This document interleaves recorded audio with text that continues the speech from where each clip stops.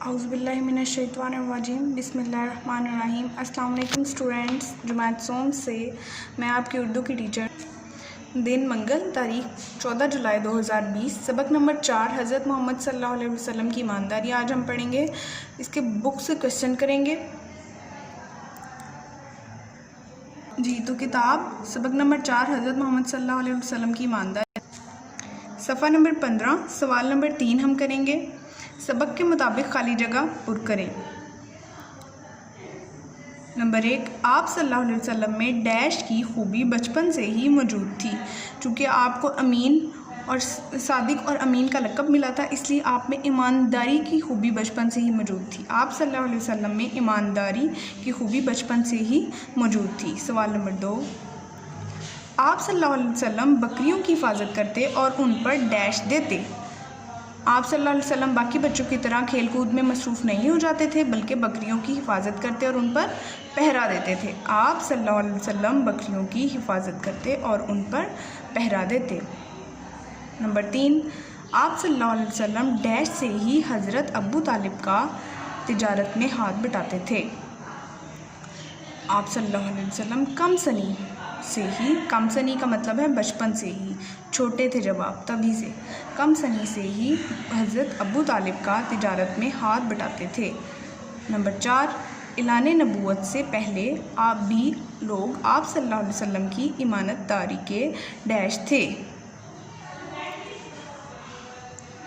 मक्का में ये रिवाज था, चाहे लोग कुफर की हालत में मुब्तला थे, लेकिन सच बोलने की आदत उनमें उनके असूलों में शामिल थी, लिहाजा वो सच ज़रूर बोलते थे। तो आप सल्लल्लाहु अलैहि वसल्लम को अमीन और सादिक का लक़ब भी उन्हीं काफिरों ने दिया। ऐलान नबूवत से पहले भी लोग आप सल्लल्लाहु अलैहि वसल्लम की ईमानदारी के मोतरफ़ थे, यानी आपकी तारीफ़ करते थे। नंबर 5, गुलाम ने आप सल्लल्लाहु अलैहि वसल्लम के हुक्म की डैश की, तामील की, यानी हुक्म पूरा किया। अब आ जाएं सफ़ा नंबर 16 पे। इसके हम कॉलम हल करेंगे। सवाल नंबर 5, कॉलम अलिफ से कॉलम बे को मिलाएं।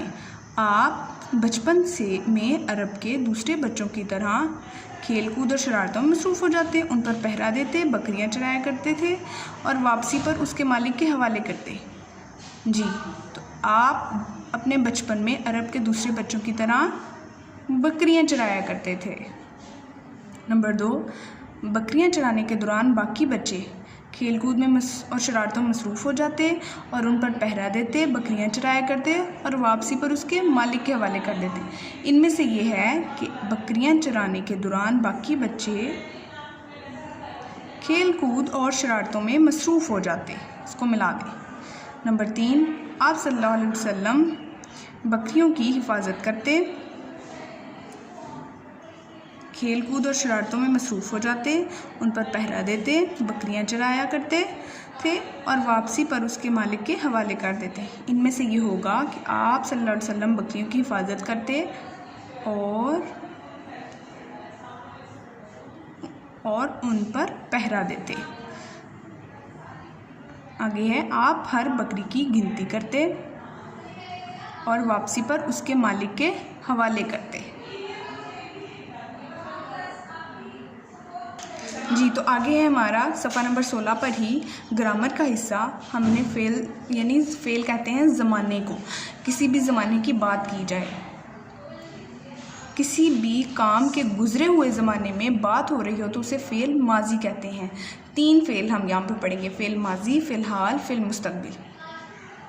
फ़ेल की 3 इक़साम हैं। फ़ेल माजी यानी गुज़रा हुआ ज़माना, फ़िलहाल जो मौजूदा वक्त में है, फ़ेल मुस्तक़बिल आने वाले वक्त की बात करने को कहते हैं।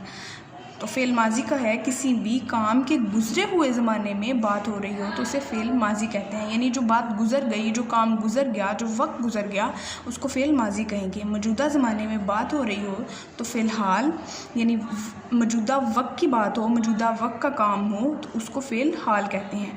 और अगर उसी काम का ज़िक्र आने वाले ज़माने में हो रहा होगा तो वो फ़ेल मुस्तक़बिल होगा, यानी आने वाले ज़माने में तवक्को की जाए कि ये काम किया जाएगा, हो रहा होगा, तो फ़ेल मुस्तक़बिल होगा वो। जैसे मिसाल के तौर पे अलिफ़, तलहा पिछले साल दूसरी जमात में पढ़ता था। था जब आएगा तो वो फ़ेल माजी होगा, है जब आएगा तो वो फ़ेल हाल होगा, ये बात हमेशा याद रखिएगा। और जब गा आएगा तो वो फ़ेल मुस्तकबिल होगा। ये फ़ेल को पहचानने की सबसे अहम पॉइंट्स हैं।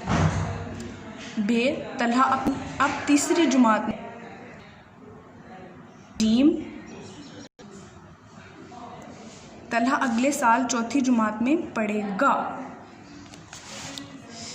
इनको हम हल करते हैं। मिसाल के मुताबिक दर्जल अल्फाज को ज़माने के मुताबिक बदलें। बोना, रोना, रोया था, फ़िलहाल रो रहा है, रोता है।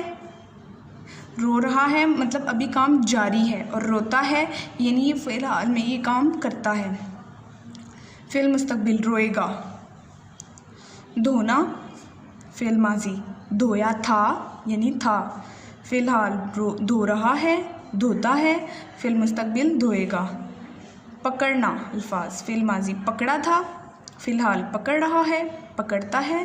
फ़िल मुस्तकबिल पकड़ेगा। पढ़ता फ़िल माजी पढ़ता था, फ़िलहाल पढ़ रहा है, पढ़ता है। फ़िल मुस्तकबिल पढ़ेगा। लिखना फ़िल माजी लिखा था, फ़िलहाल लिख रहा है, लिखता है। फ़िल मुस्तकबिल लिखेगा। अब सवाल नंबर 6 हमारा हल हो गया है। सवाल नंबर 7 पे आ जाएं। दर्जल अल्फाज को इनके मुतरादिफ से मिलाएं। सिफ्त, सिफ्त कहते हैं किसी की खूबी को, किसी की अच्छाई को, सिफ्त खूबी। पहरा, पहरा का मतलब निगरानी करना, किसी पे पहरा देना, निगरानी। फ़िक्र, फ़िक्र किसी की परेशानी होना, किसी के बारे में आपको टेंशन होना, फ़िक्र परेशानी। मुस्तार, मुस्तार का मतलब है उधार लेना, कोई चीज़ किसी से उधार लेना, उधार। नमूना, नमूना कहते हैं मिसाल को, नमूना मिसाल। आज हमने सवाल नंबर 3 जो कि सफ़ा नंबर 15 पे है, सवाल नंबर 5 जो कि सफ़ा नंबर 16 पे है, सवाल नंबर 6 जो कि सफ़ा नंबर 17 और सवाल नंबर 7 जो कि सफ़ा नंबर 17 पे है, ये हमने हल किए हैं। बहुत शुक्रिया। खुदा हाफिज़।